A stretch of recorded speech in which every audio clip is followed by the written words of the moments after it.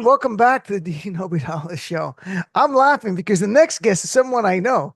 It's Dawn Obeidallah Davis, PhD in developmental psychology, extensive training in yoga, anatomy, mindfulness, and meditation practices. I'm reading from what she wrote for me, folks. Working primarily with women across the nation who are looking to uplevel their joy, presence, and ease in their life. Don't even know what that means. She holds a virtual mindfulness and yoga mentorship groups that are truly transformative. And her book is Mom as You Are. And Dr. Dawn Obeidallah Davis, my sister. Hello, Dr. Dawn. Hello, Dean. I should call me Dr. Dean because I have a JD. So I also have a doctorate. And, Good luck with you have that a PhD. one. I have a JD. If you're Dr. Dawn, neither of us have an MD. So I'm Dr. Dean. You're Dr. Dawn. All right. So I'm not Dawn doing is on to it. help us. Dawn's on to help because I've been getting emails even today from people very distraught by the loss of Vice President Harris and the nightmare potential of Donald Trump as president, what it means. And it's shook a lot of people to the core. I've gotten several emails in detail of people leaving the country. They're very clear. They're leaving. It's no kidding around. Others are kind of despondent, want to check out, and are angry. I see a lot of that on social media as well. So I wanted to have you give a little guidance, a little help for people, to be honest. So how's that? You feel good about that? I feel terrible about that. All right. I feel What was horrible about your share for everyone so they understand that you're human and not AI? What was your emotional reaction to Trump winning? it. Do they actually think I'm AI? This Well, is you bad. could be at this point, no one knows because there's AI. I saw a whole thing for radio with AI and I listened to voices and it was so unnerving. It was AI. It's sad they were Wow. bantering and playing. You don't need me. My time is ticking down. But It's let's talk about you. What we was always need you. your We'll always emotional need a reaction? sarcastic, biting sense of humor. The AI can't pull that off. You'd be So, amazed. what was my reaction? I Yes. was like many, shocked. Uh, Hmm. I was in disbelief. I guess kind of like denial. And this time we knew what we were getting into. So Right. I felt tremendous disappointment in my fellow Americans, that they know what we're up for. And in a lot of ways, it's worse than his 2015 win because this time there are no checks and balances on him being a loose cannon. And it's worse because of his clear agenda and Vance's clear agenda to strip us of our civil liberties as women, Hmm. people protesting a genocide, anyone who's an immigrant, LGBTQ community members, black, brown, if you're not white, heterosexual, male, Christian, I think you've got a longer road ahead. So that freaks us out, of course. And that's, you know, It's understandable, you're saying. yeah, it's understandable. But in other ways, I think we're more prepared because in his first term, we were whiplashed by the way he was just destroying things. And now we know what we're up against. There's groundswells of grassroots movements that were not in place in 2015 or 2016, and they're here now and will continue to be ignited by this.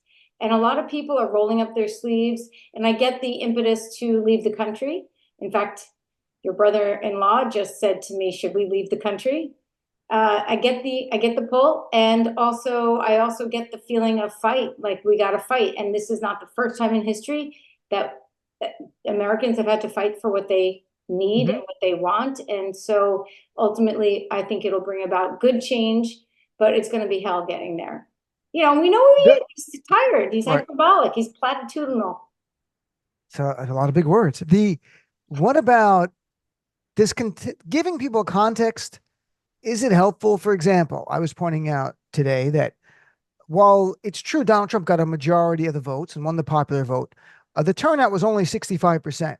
And he just got a majority, meaning 33% of Americans voted for him. That's it. 33%, folks. A third just stayed home again. They didn't see any kind of concern whatsoever. So it's not like two-thirds of America, or really 51% of America, 33% of America wanted him as president. They saw it. And I'm wondering if that kind of context might help certain people who think, I can't believe a majority of Americans have given up on democracy and want a strong man, because that's not accurate. That's not the truth. It's an interesting point. So the idea is that it's not as bad as you think it is because it's not all Americans and it's not even the majority of No, Americans. It not even seems to close. be the majority of the people who voted. Right. I think that that can help us on a civil one-to-one basis with our Mhm. neighbor who might fly the Trump flag. But where it won't help us is when his administration really decimates the First Amendment. And just, so you can't protest. If you're a student on a visa protesting the genocide, you're going to be sent back, according to him. Hmm. Where, I think that the actual impact on our liberties is what a lot of people are concerned about. But it's a good way to put it into context that it's not all Americans and it's just a third, but still that third is fairly deep. Yeah. Why did a third stay home? I mean, that's an amazing. And let's turn out than 2020. 2020 was a very easy election that almost everywhere had it by mail. We were still in COVID, right? So Yeah. it took so little effort. This time went back to more of the normal effort. And we went back to 65%. It'll end up about 65%. That's 64 point something right now, but we're still counting votes in California and other places. So that'll continue. I'm chatting with Dr. Dawn Davis, my sister, developmental psychologist, trying to help people now. So let me ask you a few things. So people are going through a range of emotions. There was late night talk show hosts going through a range of emotions. Jimmy Kimmel, Stephen Colbert. I saw on MSNBC a former U.S. senator crying, Claire McCaskill. There's so much to process right now, and I think a part of it is an utter disappointment that we believe that at the end of the day, Americans will do the right thing and that good is going to prevail over bad. And as I was saying on the show yesterday, we don't live in a Hollywood movie. I know, I love that There's song. no guarantee at Did you all. write that too? I thought I read that somewhere. I read it. I wrote it in my newsletter, then I read it I on read air, the and I news. really brought it to life. I mean, it's just You like did tell me so like a you one man wrote it, yeah. show through a monologue, through a lot of characters and voices. People really enjoyed it. In any event, so the what do you say to people though? Let me ask you a few things. Those who are truly despondent right now, like they really feel like everything that they were told about America has been a lie, and that people don't believe in democracy and it's ending, and they've done a lot of work for nothing for many, many years. I think it's a great question, and there's a couple things that I would point to. The first thing is feel it. This is really, we're going through collective trauma.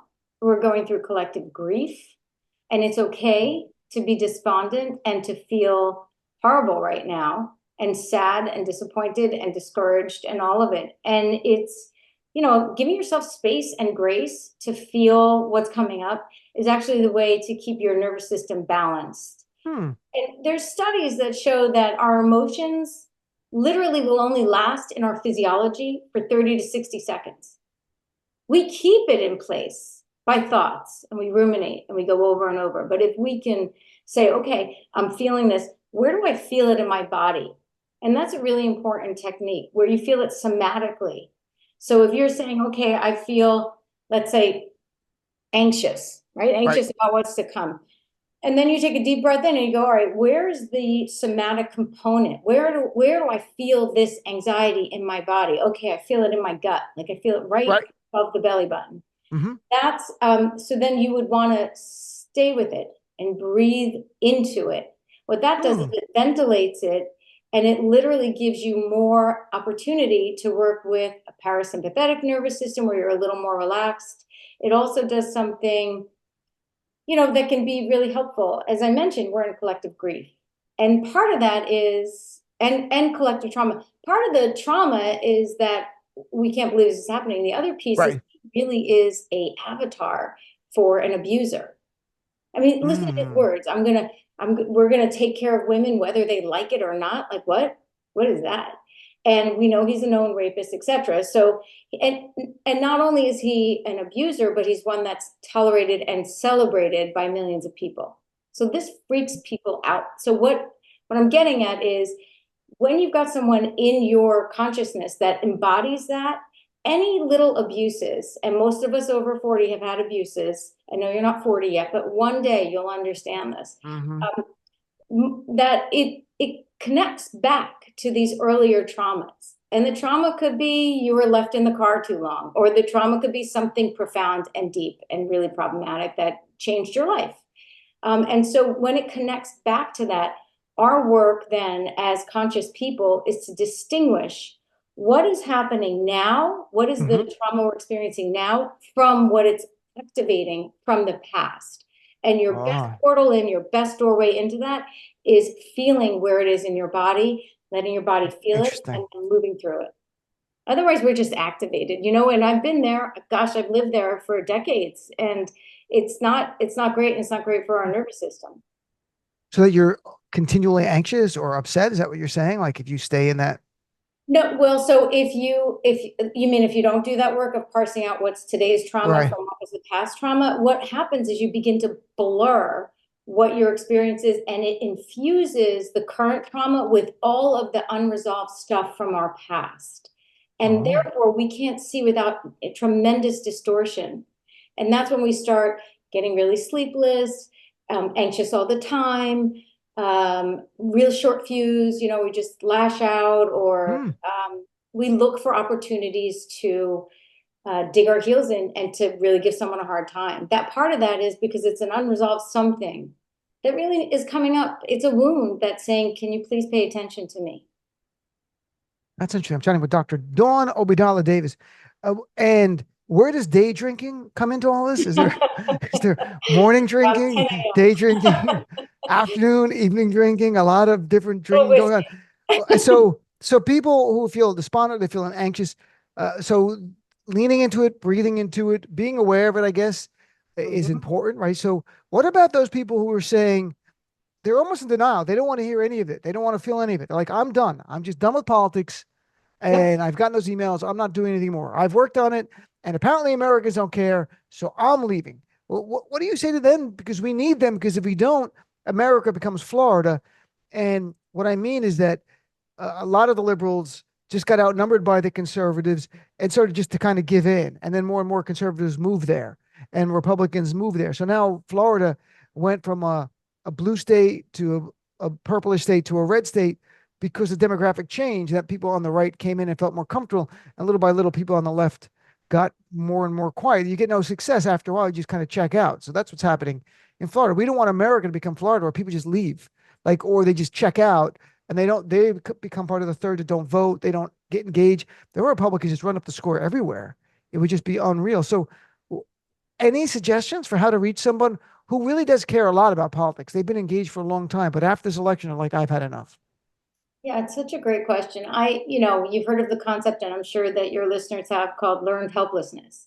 And in a way, what you're describing is that it's you keep trying, you keep putting effort forth, and even if the effort is you're an activist, or you're doing work for a political party, or even you're really invested emotionally, because sometimes that also creates all this disappointment. And so you put everything into it, and then you get nothing back in return. And so then what we have to work on is this relationship we have between our effort and the outcome, the disappointment that's there. We Mm-hmm. can relate to disappointment in multiple ways. And that's, I think, what you're talking about. It doesn't go down easy. Disappointment does not go down easy. I've talked to people that said the same thing. I talked to someone yesterday who said she's not going to read the newspaper for 4 years. That's just it. 4 years not reading the paper? Not gonna You're read gonna miss that. a lot of stuff. Just That's, I miss a mean, lot of stuff. But like, this is it. This is at an extreme. It's like now I'm completely checked. I don't want to even not know even the weather, not even the weather, the weather. It's just gonna be nothing, sports, nothing. lots. It's gonna 4 years of be nothing. February. It's gonna be The Red bad. Sox won the World Series. What are you talking about? 3 years ago, like, because Dawn lives up in Boston area. That's why. So like, they know nothing. They're just locked in a time capsule. Yeah, no, you could tell them anything at this point. But I mean, that's an extreme example of it. But this is a very real human tendency towards being screwed over by the system, and then saying, really, well, I'm giving you a big F you to the system. Right. And this is just human beings. So I would offer this: give yourself that space to grieve, and don't put a timeline in it on it. Mm-hmm. It could take a while. It might take a month for some people. It might take till he actually takes office, and then they go, all right, I'm back in the game. Right. So giving yourself that space, and it could take longer for some people. And then I would also offer compassion for ourselves first, because we've been through a lot, and this is a huge loss. And if we push ourselves to get activists when we really want to just like stay home and eat a pint of Ben and Jerry's and watch Netflix, it actually can insult the system even more than the offense of being under Trump for the next 4 years, Trump and Vance. So I'd say compassion and empathy to heal ourselves. Don't rush it. And then when you heal, you will feel perhaps a deeper resolve and a deeper strength than you had on November 5th. It may actually increase it. And also remember, you're not alone. Like it's very easy to feel isolated in times of great disappointment and abandoned in a lot of ways. And you're not. There's so many of us who feel the same way. And so many of us who are disappointed and are right here, shoulder to shoulder, and we're going to change some things, and I think about our visionaries out there, and they proceeded forward and they were visionaries, but they did everything was telling them go in the opposite direction. And they kept marching forward. I found this gorgeous quote. I really love this. It's a Vietnamese poet. His name is Phong Tran, and it's activism is not a sprint. It is a lifelong marathon. And your most crucial asset in your run is not the power in your legs, but the strength of your heart. And that's so beautiful. Nice. I like it better than the original Vietnamese, though. It's actually, I know it, the original. I can read it for everyone, Translation? but then I'll get fired. So, Keep the job. all right. So the idea of so though, look, to me, I think those kind of, the quote that you gave is very helpful. To me, I'm trying to stay away from anything that's cliche, Yeah. that just seems so empty, like, oh, you know, but I want people to understand that they should take some time off. I mean, I'm working on an article now about the resistance begins Monday. And it doesn't have to be this Monday, but it's the idea of you've got to take some time off. Everyone has to. You Yes. absolutely have to. And for some, it can be 2 days. For some, it can be this weekend. For some, it will be January 20th. To me, the people who have been checked in for years and say, I'm giving up and I'm checking out, I'm more confident we can bring them back or things will bring them back than those people that never cared at all, never got involved, never cared, that somehow we're going to bring them in. I'd rather go back to those who've been fighting the good fight for a long time and say, okay, now are you going to come back in? And I like the point that you make that we're not in this alone. Don't forget, I mean, they're still counting the votes, but Vice President Harris got about 65 million votes and it's still counting. So you're not close to alone. You're with 65 million, 66 million other people out there. And that's the reality. And that giving up in the long run just lets the powers of fascism and autocracy take hold. I mean, there's famous expressions about the idea of all it takes for evil to flourish are good people to be silent. And that Yes. that kind of idea. I mean, and that's been people have given that different phrase. That Martin Luther King is a famous thing about the greatest tragedy is not the voice of the bad people, but the strident it is the silence of the good people. That kind of thing. Where if you're silent, so if you check out, but I think for me that those people who are Democrats and who are progressives, that when they see other communities being attacked and demonized by the Trump administration and policies, that's the big thing that will bring people back in. Just our normal compassion, empathy as Democrats for people. Yes. What do I you think think? you're right. And what you're saying is actually a marketing strategy. It's Really? much better to work with your repeat customers than to find new ones. Right. New ones cost more money. Repeat ones, they already bought into you. Right. So what you're talking about is working with the people who've already shown that they can show up and they can really do good work. And of course they're disappointed. And I agree with you. They're just taking space to do whatever you need to do to get yourself connected again to the vision that you want, and then making it happen in any way that makes Right. sense. And certainly we want new people to join our coalition and our community. But it starts, I think, a lot with people who are already active. Then they bring in friends and family or colleagues from their actions. Any suggestions for relaxation for people? I mean, is it turning off the news for a few days? Is it going on a staycation? Is it reading books? Is it watching sport, listening to music? I mean, are there things that people can do? Because not everybody can go on a vacation now. Not everybody can afford a vacation, to be honest, to some Caribbean island to hang out for a week or 2 weeks. That's kind of trite to say, like, go away someplace. Not everyone can do that now. What Exactly. can people do in their daily life that can help recharge a little bit?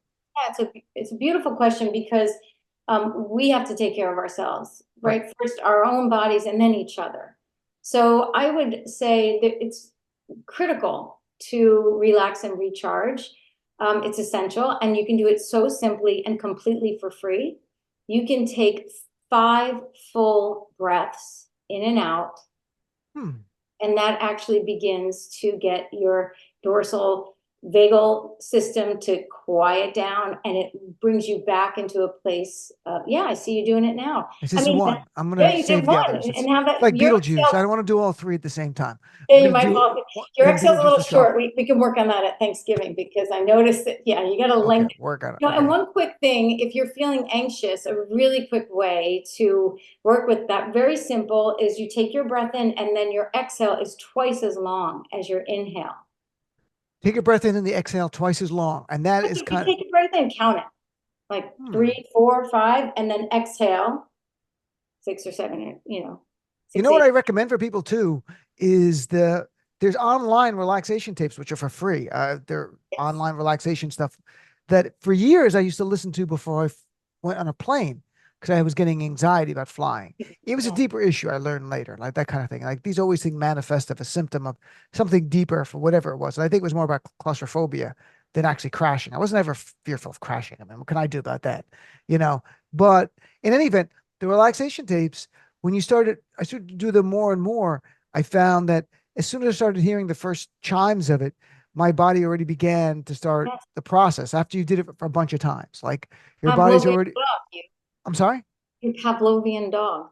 Yes, Pavlov's thank you. dog. I know. The bell rang, and I you're know like, Pavlovian stuff. Yes. My So neighbor's dog is this, named Pavlov. No, it's not. That'd be that's great if it was. really good. That What would a be a, great name. that would be a great dog name, I want to Pavlov. get another dog just for that reason. That is just sick and funny as hell. I think that that's great. I also, so the breathing, I think listening to things that are free on my YouTube page, Dawn Davis Yoga, I've got a bunch of free meditations. You Hmm. can just do it yourself. You don't even have to listen to a meditation, just 5 deep breaths.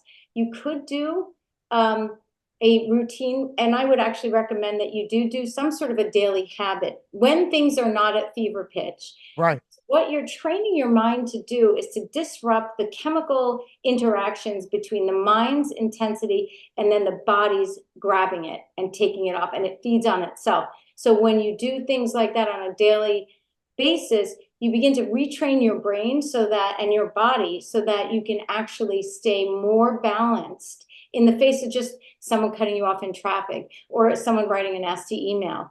And then when these larger issues come up, you know what to do. It's second nature. It's almost like you're teaching yourself how to relax. Who teaches us to relax? Nobody. It's a good Nobody. So point. we teach ourselves. That we're going to do that more on the show. I'm chatting with Dr. Dawn Obeidallah Davis, my sister and a developmental psychologist. And I think it's really helpful for people, as much as I want everyone to listen every single night, there, You there's do. a You point do. where you should take some time off from politics and just enjoy yourself. But if listening to conversations from others, calling my show or other shows on this channel Yeah. or whatever podcast people like, if that is relaxing, then do that. That's fine. Because then maybe it's more Trump that's triggering than us. Maybe we're more soothing in all this. But last thing here is, Wait, hold up. I just want to say one thing about that really sure. quickly is that actually two things. One is you're right to limit the media, but two, listening to media and reading it is much easier on the nervous system than watching the video. The images go right into our subconscious. That's how we're made, and those images stick. If you can Oh, listen to your show, don't listen to his voice, listen to your show and read, you'll be able, it's just a softer way to get in. And the other piece of it is look at history, because this is all contextual. This is horrible for us right now, but we have lived through history that has shown us we're going to get through this. It's going to be yeah. ugly, get through. And again, everyone listening on this channel knows this, but we all know the civil rights movement, there were so many setbacks. I mean, Martin Luther King first talked about getting the right to vote in the 1950s, and it wasn't until 1965. And he went to prison many times and was beaten up many times. So were other people, John Lewis and others. The suffragettes, the struggle for the right for women to vote. It wasn't overnight. They began in Seneca Falls, New York, and it took years and years, and people demonized them. And there were so many setbacks. Any movement, and more recently with marriage equality, gay people were demonized horrifically. Now it's transgender people, but you see, and we're going to move forward. It's a dark time, but last thing is, what would be signs for someone that they're really being despondent about the election or really anxious, whatever, that they actually should get professional help? Like it's beyond perhaps their capability to deal with it on their own, and for their good, that they should talk to somebody. Yeah, no, I think that's a really important question for all of us, to look for those symptoms in ourselves and also in those that we love. So, um, really having thoughts of harming yourself or harming others, a depression that lends itself to interrupting your functioning in life. You don't want to go to work, you don't show up to work. Like you might not want to go, but you show up. Like Mhm. you're not just not going. Consistent problems sleeping. Like it's fine, you might have 1 or 2 nights with difficulty. Consistently difficult sleeping, consistently being so irritable that it begins to deteriorate your relationships and interfere with the quality of your relationships. If you find that you're really withdrawn or incredibly angry and it's very difficult for you to kind of take it down a notch, those would all be signs that it would be great to get some support for you to really help yourself get back on track. This has been a really difficult time, and we need supports. And some of us, the support is going to be a 5 breath breather, and some of us, it's going to be a more extended type of support in the way of a therapeutic alliance. And and last thing, because you have yoga and mindfulness online where it can be helpful for people, and it's free, my understanding, right? Like it's not for Yeah, a lot sale. of the stuff I do is free, So and where can people find that? That's the free stuff. So I do a lot free on Dawn Davis Yoga YouTube channel. There's a lot that's free there, and also yeah, there's ways to email, there's ways to message me on that. And if you do, I can send other videos to people. If they're struggling with stuff, I am so happy to do that on Facebook, Dawn Obeidallah Davis. But you have to know a friend of mine to get into my Facebook friend group. But please, if they friended you, they'll be able to find me. And I do a lot of free stuff on there, some live streams and writings that people tend to find helpful. So I'm happy to help with that. well, Dr. Dawn Obeidallah Davis, my sister, we'll have you back closer to Thanksgiving to talk about another Thanksgiving with the Trump uncle and aunt, and Oh, the maybe now Drunkle. cousin and young cousin, like things we never thought of, that like young men would gravitate to him and stuff like that. They did that. But thanks so much for coming on. And I really appreciate it. I thought it was very helpful for me, and I hope for others. And people can check out Dr. Dawn Davis Yoga. It's Dawn Davis Yoga online, right? That's the Yeah, website. on YouTube. Yep. All right. That's Thanks, Dawn. Have a great Thank you day. so much. You too. Take